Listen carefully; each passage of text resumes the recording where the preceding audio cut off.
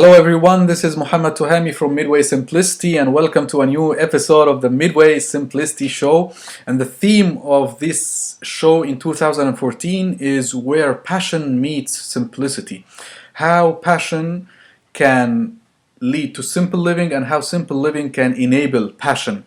And my very special guest and friend today is Joel Zaslofsky from Value of Simple.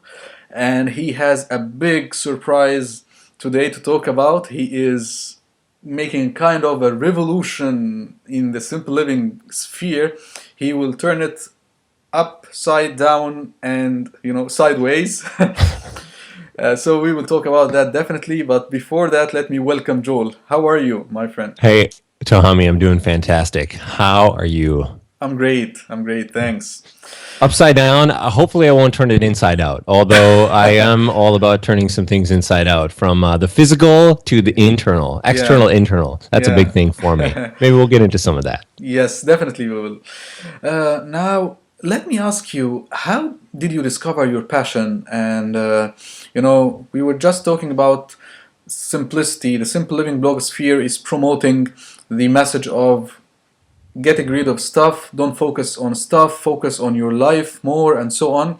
And then when you hear the tips and advice on how to simplify your life, it goes back to the stuff again. You have to get rid of your stuff and so on. So the focus is shifted back to the stuff and it overwhelms people. So to balance this feeling, it's not about the stuff, it's about the joy, the enjoyment. So we are talking passion here. What do you love to do? What do you enjoy to do? So tell us from your life, how did you discover your passion about simplicity and about, you have some financial background as well. So how did you find your passion basically? And how did simple living enable that passion more and more? It did. I don't have a singular passion. I have passions, of which simplicity is way up towards the top. I used to work for over a decade in corporate America. I worked in the financial industry and dealing with lots of people's money. So I get home and I'm working to make money, and then I'm at work and it's all about other people's money, and it's just money, money, money all the time. And I realized in about April 2010, when my wife, Melinda, told me that she was pregnant with our first son, Grant, that I was 30 years old and I really didn't have any kind of legacy. And I wanted to do something valuable to somebody other than me or my immediate community.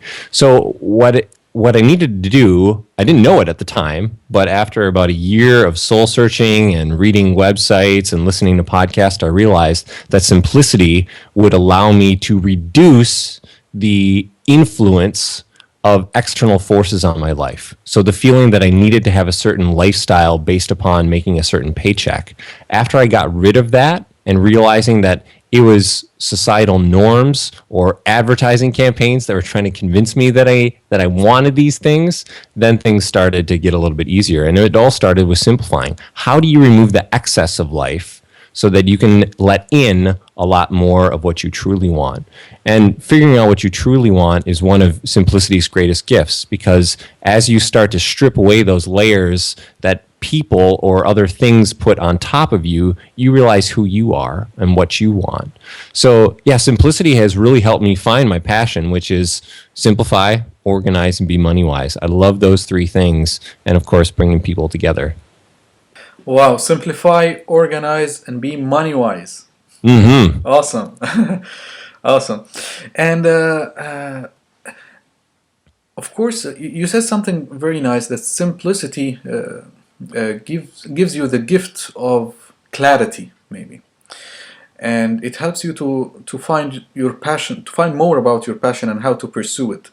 So tell us, how did you make use of the empty room and the financial independence that simplicity offered you, and how that helped you to gain more clarity about your passion and what exactly you want to do with it?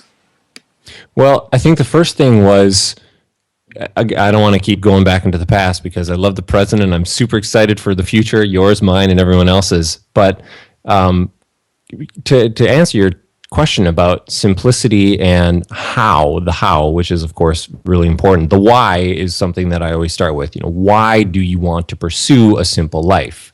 You don't do it just because it sounds nice or because your friends are doing it. You do it because it resonates internally with you, and you want to have an environment in which you can be intentional. But for me, that was something that, and this is a little bit difficult to explain, but I go back to 2012, March 2012, which is when I quit my corporate job. And I started as an entrepreneur, making literally $0 for a number of months. I wasn't exactly trying to make money, but it's a big shift when you do everything for money, at least from a work perspective, to when you do everything for passion or to try to provide value in other people's lives. So really going from this mindset of I need to provide for my family, I need to fulfill certain expectations that I think are my own, but that are actually projected upon me by other people. Being able to simplify my environment, both my physical environment and more importantly, my mental and emotional environment, really gave me that clarity that we were talking about, which says, okay, me, like deep inside of me, I feel that as a human being, it is my almost ancestral right to lead a simple existence. So if there's all of these things that are trying to complicate and add complexity to my life, how can I bring things back to a simple life that I know as a human being for hundreds of thousands of years or however long you think we go back has provided us with fulfillment, happiness, and all of the good things. So it's really about going back to my humble roots and realizing that that was where a lot of the good things and the value is going to come from. Yeah, that's very true. And, you know, we always say that the world these days is hungry for simplicity. Do you think they are hungry for simplicity's sake, or because they are too much detached from the voice of their heart and they are hungry to go back to their roots and listen to themselves and listen to what's going inside them and express themselves in the best way they aspire for? Yeah, there's this massive disconnect in the past couple hundred years between what we know we want versus what other people have convinced us that we want. I don't want to bash advertisers and other people too much here. They're not solely responsible for a lot of the things that we experience. But it's, I think you nailed it right on the head, is that we're not pursuing this just because it sounds good. If you want to have a home which is free of clutter, why? Why do you want to do that? So that when you have friends over, the focus can be on the interaction between your friends as opposed to the stuff that's around there. I mean, are you laying out your newest technology on the table so that you can impress somebody? Or do you want to impress somebody with your character and with your words? For me, I like to keep a Spartan environment because when I'm interacting with somebody, whether that's my wife or my two sons, I want the focus to be on us, not on the things that surround us. And I feel that the less I have and the less I can feel content with, the more and better my interactions are with human beings. And that's where I get the joy. That's where I provide value to other people, is in that interaction. So being able to simplify, whether it's to entertain people or whether it's to have a healthier relationship with money, whether it's to pursue mindfulness and just say meditate for 10 minutes a day. These are the things that simplicity enables. It's not just something that you do just because it sounds nice. Yeah, that's very true. And let's get in more depth to the secret we would like to share today, and the great thing that you are doing, because one of the things that can enable passion and also simplicity is not to work alone, but get involved in a community. And so simple living is now stand-alone islands, and there is nothing that puts people in a community format where we all work together for the same purpose and give each other support that we need to pursue our journey towards simplicity and at the same time towards clarity and passion and fulfilling our heart desires. And you are doing great think about that, and you will do something that will rock the world of simple living very soon. So give us a hint about that and Sure. some Well, insights. Yeah. you have alluded to something that it's not just me. When I say the word I, it's not me. There's this thing I call simple rev, and simple rev has triple meaning because a double meaning is not enough, right? You need to have a triple. So I am creating, at least in North America, the first national and hopefully international event. It's a 2-day event in early October 2014, so October 3rd and 4th, here in Minneapolis, Minnesota, around simplicity.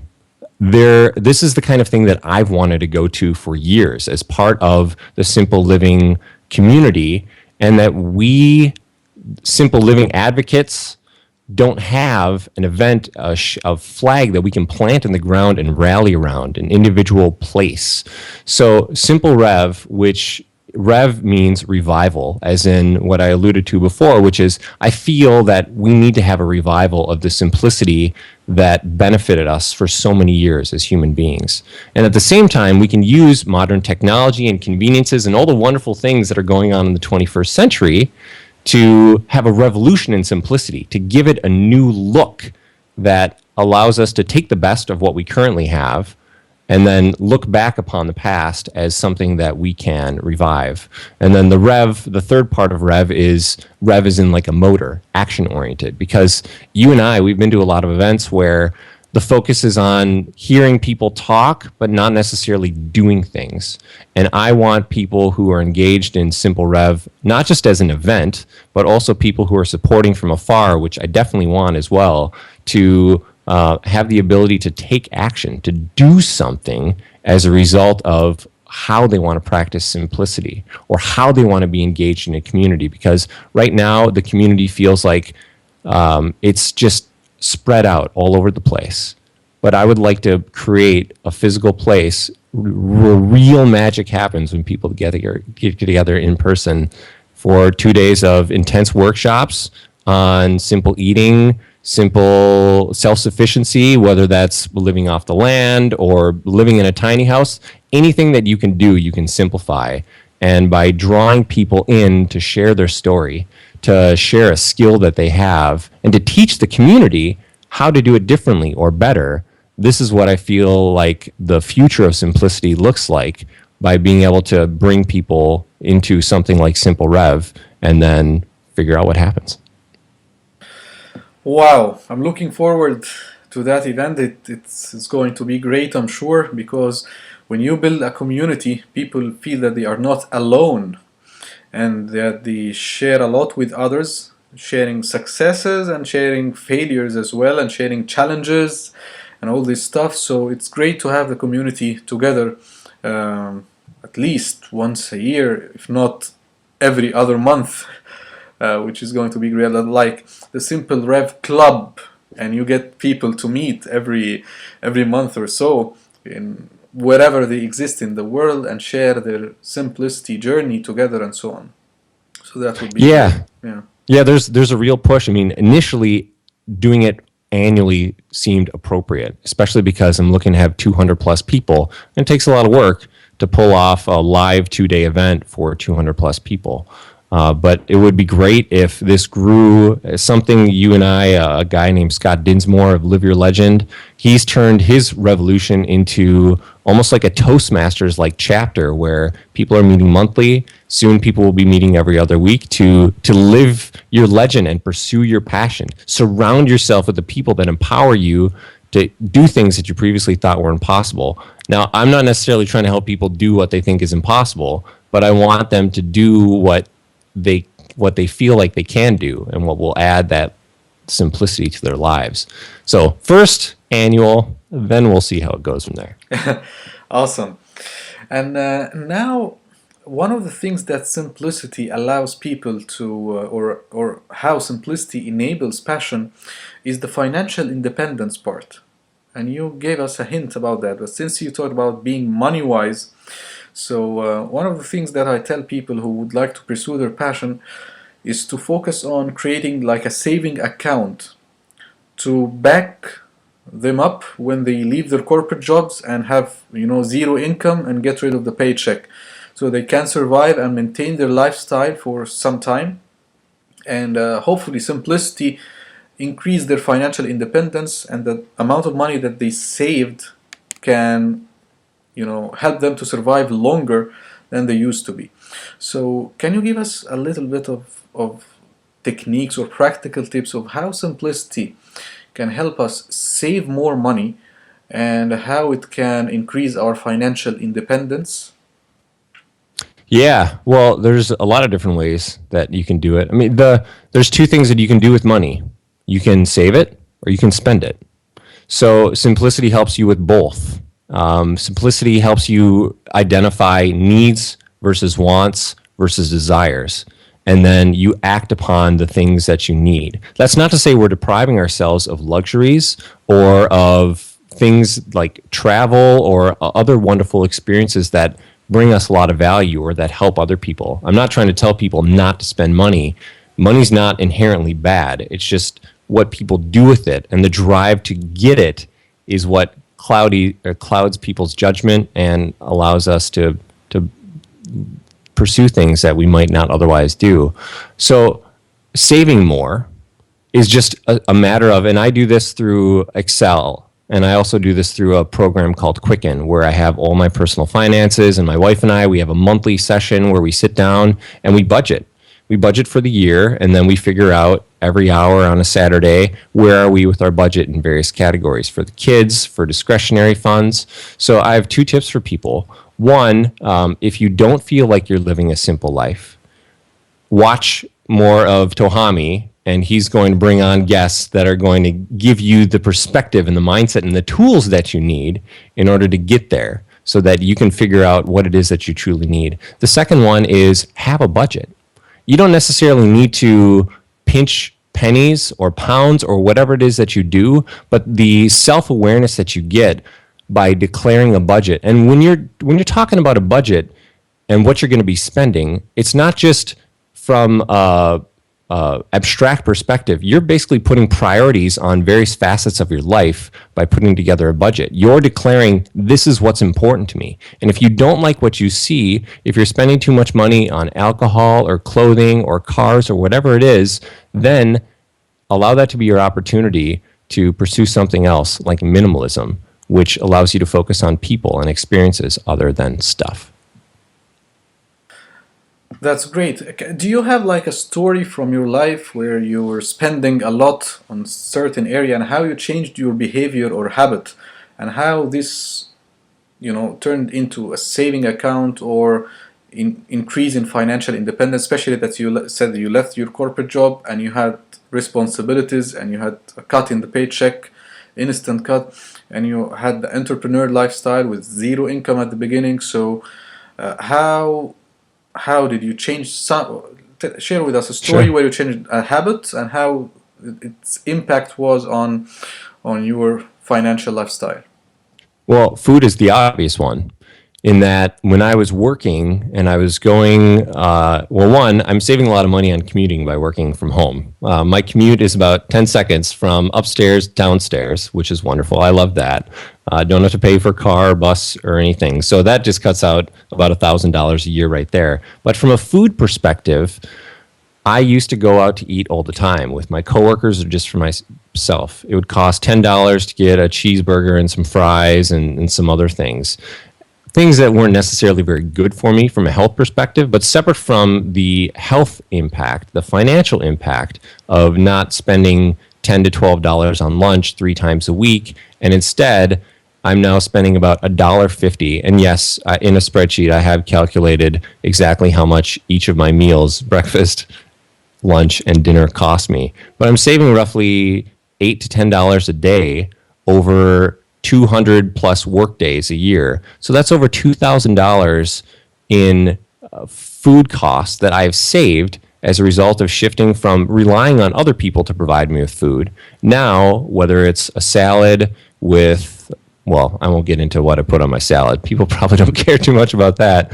Or buying a part of a cow in bulk and putting it in a freezer so that I'm saving a lot of money on meat. There's a number of different ways that you can do that. But I think one of the easiest places, in addition to clothing, that people can save their money on is in food, and being self-reliant to make yourself things from scratch, which is also healthier. But from a budgetary perspective, you can save oodles and oodles of money just by putting together something. And it takes less time to put together your own meals than to walk somewhere or drive somewhere and wait for your food, get your food, and then go back to wherever it was that you're going to eat it, or eat it there. You save a lot of money and time by making your own food and being very conscious about what decisions you're making with your food.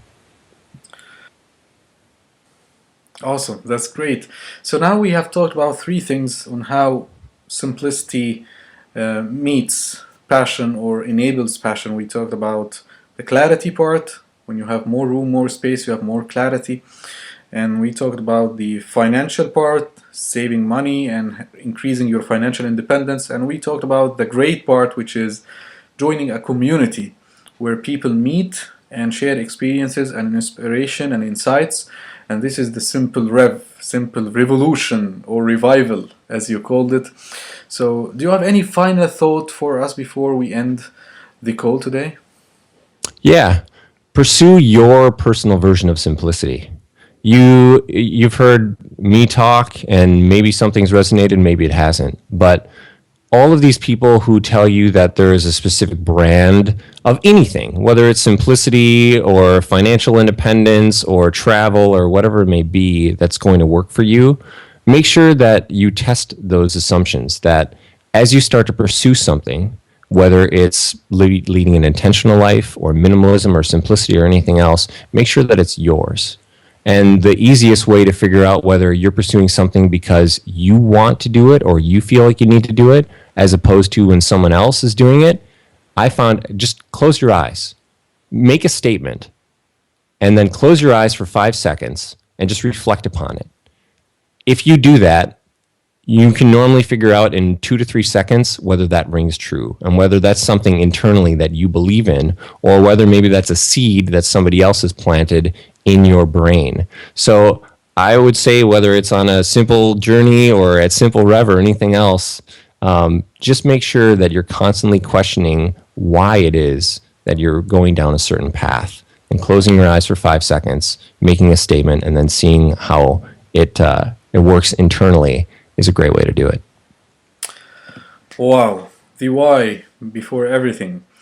Now let's remind people again with the date of your revolution. When will it start? Oh boy, it's going to be exciting.